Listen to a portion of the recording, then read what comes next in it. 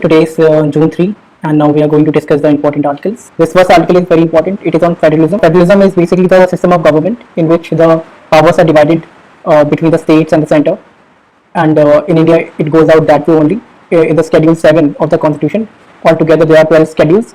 The 7th schedule है उसमें basically there are 3 lists: state list, central list, and the concurrent list. So it defines the powers that the central government and the state government basically have. So that is what it says, and at the same time, one thing more has to be importantly noted that in the Article 1st of the Constitution, it says that India is a union of states, right? So experts or the writers basically say that India is not a federal polity, but it is a quasi federal polity, which has a kind of it is a union of states, but with federal provisions, right? Like there is a central government at the center, state government for the states, governor at the state, and president at the center. Bicameral parliament, basically Rajya Sabha and the Lok Sabha. Rajya Sabha represent the states, right? State representatives come from there. So all these are features of federalism, and also union provisions are there. Right? India has a strong central government because the constitution makers wanted to keep the country intact. They thought that any weakness or any sub-nationalism can divide the nation further. So that is why the center was made a bit stronger. So the writer says, but all this goes in line with cooperative federalism, like both the central and the states work together, right? So, and that is what we call as the cooperative federalism. In the recent years, the writer says that all this has perished, and जो टकराव होता है government और central के बीच में बड़ा ही जगह पे बताते हैं जहाँ पे बहुत इंक्रोचमेंट हो रहा है यूनियन का. Now, how is it being done? Like they give the example of GST, right? So GST somewhere gives or maybe takes away the power of the taxes that could be imposed by the states, right? VAT and all those things. अब कहाँ है वो? So secondly, कई सारे ऐसे topics हैं जहाँ पे मुद्दे जहाँ पे GST अप्लाई नहीं होता, like it is not applied on crude oil, petroleum, right? या excise products which constitute to almost 45% to 50%, right? तो ये सब चीज़ें हैं. तो ये सब गवर्नमेंट कंट्रोल्ड है, तो स्टेट्स के पास बहुत कम सुविधा रह जाती है कि वो कैसे टैक्स इकट्ठा करें, और खासकर अभी क्योंकि अभी समय पैंडेमिक चल रहा है, तो फिर जो 42% ऑफ द टोटल रेवेन्यू इकट्ठा होता है जाना चाहिए उनके पास, स्टेट्स के पास, वो जा नहीं पा रहा है ठीक से, क्योंकि सेंटर के पास अपना शॉर्ट कमिंग्स है, शॉर्ट फॉल्स है, लेकिन टकराव पड़ता है क्योंकि जीएसटी के अंतर्गत 5 सालों की गारंटी दी गई है सेंटर के द्वारा स्टेट्स को कि उनको उनका जो राइट है वो मिलेगा. तो वो हो नहीं पा रहा है ठीक से क्योंकि फंड्स इतने इकट्ठा नहीं पा रहे हैं. लेकिन मेन चीज़ ये है कि स्टेट्स पर उनका पावर चला गया है जो इम्पोज कर सकते हैं taxes, VAT and all those things. Secondly, ये कहते हैं कि एजुकेशन और जो हेल्थ जैसे कॉन्करेंट लिस्ट वाले इशूज हैं उसमें सेंटर को ज़्यादा ही क्या कहते हैं इंक्रोचमेंट करता है by imposing centrally approved schemes, और उसमें भी उनका जो परसेंटेज है बहुत ज़्यादा है स्टेट्स का. स्टेट्स को स्पेंड करना पड़ता है 85% and 82% of the expenditure, right? जब इतना ही करना है तो फिर स्टेट्स कहते हैं कि हमें फ्रेम करने दो. जब 85% और 82% रेस्पेक्टिवली खर्च हम करते हैं उसमें हेल्थ और एजुकेशन में, तो ये एक इंपॉर्टेंट डेटा भी है which you can see here. Education में खर्च होता है 85% एंड हेल्थ पे खर्च होता है 82. Like we have this example of Delhi government, तो वहाँ पे 1/4 of the their budget is allotted to education. That it was in news, so I remember that. So यही बात वो कहते हैं जब इतना ही है तो हमें इस फ्रेम देनी दीजिए. आप क्यों अपनी तरफ से फ्रेम आउट करते हैं सेंट्रल पॉलिसीज को और हमें इम्पोज करना पड़ता है उसको. One thing more can be said for the GST, that GST has kind of has given that the restrictions or the protectiveness of states that they could have imposed in the past to give bit an edge to that marginal or MSMEs of their own states, right? वो जब सब हट गया है तो उसकी वजह से जो बिगर प्लेस है उनको तो फायदा हो गया है, वो कंप्लाई कर सकते हैं, बट जो छोटे प्लेयर्स हैं, छोटे जो बिजनेसमैन हैं उनको नुकसान हुआ है, तो वो जीएसटी से नॉर्म को सही से कंप्लाई नहीं कर पा रहे. तो जीएसटी का एक नुकसान ये भी है. इसके बाद यहाँ पे बताया जाता है स्टेट कैपिटल रिलेशंस में कि जब बाद में जब इनिशियल ईयर्स में जब इंडिया आज़ाद हुआ था तब तो बहुत सेंट्रल गवर्नमेंट बहुत स्ट्रांग होती थी. उसके बाद से जब स्टेट्स इंडिविजुअली बहुत स्ट्रांग होने लगे तो वहाँ से कोलिशन गवर्नमेंट्स का दौर स्टार्ट होता है, तो उसके बीच कोऑपरेटिव फेडरलिज्म थोड़ा उभर के आता है, और जो डोमिनेंस था सेंटर उसका क्या कहते हैं सेंटर का, वो थोड़ा कम हुआ था, और इम्पोजिशन ऑफ इमरजेंसी या यूज ऑफ 356 आर्टिकल जो इमरजेंसी है वो सब कम हुआ. फिर कोर्ट ने भी उसमें इंटरफेरेंस भी किया कि जैसे उत्तराखंड में एक बार लग गया तो कोर्ट ने उसको हटा दिया था, राइट? तो कोर्ट्स ने वैसा सॉल्ट आउट किया, तो चीज़ें बदली हैं.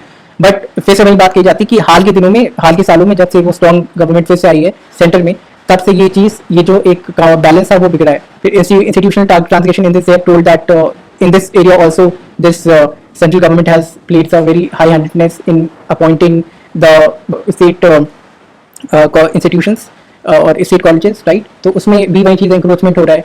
फिर excessive use of ED and this income tax department, all this has increased. They also give one example here.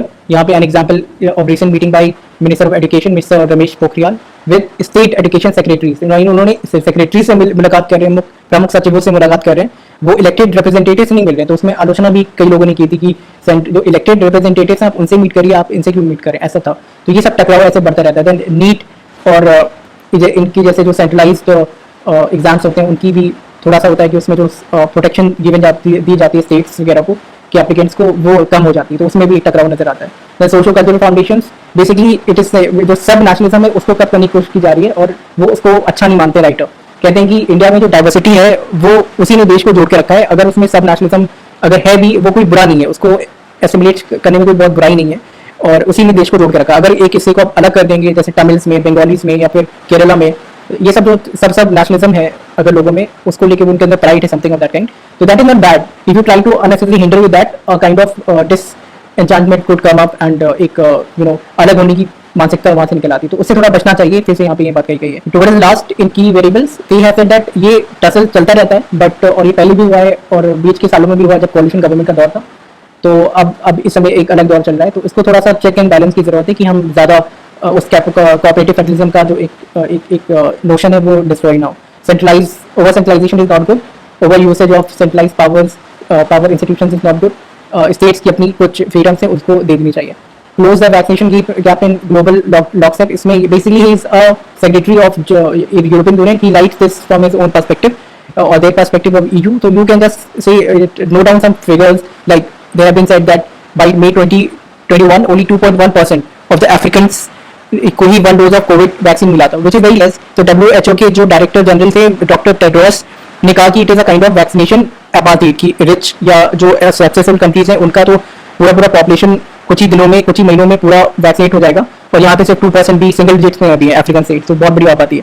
तो उन्होंने ये बताया कि यूरोपियन यूनियन इसको लेके बहुत सजग है और वो कुछ मेजर्स लेगा जिसकी वजह से वो पॉपुलेशन जो है अफ्रीकन की या फिर जो अदर इमर्जिंग कंट्रीज हैं उनको कर पाए. हालांकि टाइम फिर भी लगेगा. बताते हैं कि 2023 के अंत तक सबको वैक्सीनेशन करना है. यहाँ पे कुछ टारगेट्स वगैरह अलॉट किए हैं कि 60%, I think somewhere like 40% of the doses and all those things, which again is not very important. But yes, one thing is very important: the vaccination has to go on in a safe manner. Otherwise, इसका कोई फायदा नहीं होगा. It is in public interest also, public यानी world interest, because world is interconnected. So if there is one portion of people who get vaccinated and there are other people who don't get vaccinated, then also this problem will not get solved. This pandemic will stay. So that is not good because mutation will happen. So vaccination has to go, but it has to be in a safe manner. वो खत्म हो जाए ताकि तभी वो vaccine खत्म हो, pandemic खत्म होगा. नहीं तो फिर उसकी म्यूटेशंस आ जाएंगी तो वैक्सीन भी वर्कआउट नहीं करेगी. तो ये चीज़ उन्होंने बताई है कि it is in morally right also to vaccinate all the people around the world and that is how you can gain the immunity against this virus. Embracing children, I think actually there are some government data given up here. This could be understatement but notion is important कि almost 10,000 people और children have are in need of immediate care and protection because they have lost their parents, one parent or both the parents, right? Or some have even been abandoned, right? So all the data have been given. So that is why Prime Minister has given up come up with some remedies, right? So it is, and he said the right article says it is good, but implementation should happen. So he उसमें कमियां जो हैं वो बताई गई हैं कि अभी सिर्फ अनाउंसमेंट कर दी गई है, promises are good, but it has to be kind of implemented also. तो उसकी तैयारी अभी नहीं हुई है, यही इसमें बताया गया है. और उन्होंने कहा टाइम पे रेमेडीज नहीं ली जाएंगी तो फिर all this young people, young children can be be pushed into wrong activities like trafficking या wrong activities in general. So this is what has been said. PM care fund से इनको allocation वगैरह मिलना चाहिए वो सब, लेकिन उसकी फुल फ्लेश्ड तैयारियों के साथ. इसमें भी बताया कि some states have also passed their own remuneration programs for these children. Then this below one, this is in context of Naomi Osaka. Now she is a very young tennis player. She is just 22 years of age and she already has won 4 Grand Slam titles. She is in news because she has decided to boycott this press conferences and media interaction because she says that she is going through this mental problems and she is introvert and everything. So she basically has now taken her name back from French Open, and she also has even paid the fine because she can afford to, because she is a very successful athlete. So this has been said in that context. Not very important, but Naomi Osaka is now in news and she is one of the athletes who is quite proactive in taking statements, making statements, and she has spoken against racism and discrimination in the past. So she is known for her views. Now she has taken a stand against somewhere mental health of well-being of the athletes, because at times athletes are asked with deceptive and uncomfortable questions. So she sees that at times affects the mental health of the people, of the athletes. Maybe you have lost a match and you have to interact with the media, something like that kind. So it causes mental stress, and it is true somewhere. So her stand is somewhere except getting a lot of people attention and everything. So not very important, but remember who Naomi Osaka is and everything. She is ranked number 2 at present. This is on corporate or minimum corporate tax. Now there have been 2 cases of Vodafone and Care Energy case, right, in which it was ruled out against Indian government, right. So basically, what happens is that there are at times there are some corporations which are able to save their capital tax when they sign the deals in countries where capital tax is not imposed. So now I think this is coming from USA, where the government basically is looking forward to bring this minimum corporate tax, that in any deal they make, they have to, here it is written, in its recent proposal, the US sought to impose a global minimum tax on foreign income earned by US corporations. Okay, so if you even do this deal outside your country, somewhere where this capital tax is not imposed, then also you will have to pay this tax of around 15%. Here it is written. So that is, I think 15% is what would be finalized according to this article. But it also says that even if it is 10% finalized towards the last, it will also profit Indian government and their tax department, because this is a very peculiar condition which Indian government has faced in the last some years. Since 2007, there have been 2 cases which Indian government has lost, in fact, against I said Vodafone or Care Energy, in which I said there were these 2 organizations did their deal, they took out some benefit of the loops that the tax system basically has. So now this is something which is coming from USA, so this may also benefit India. So this is it. Thank you.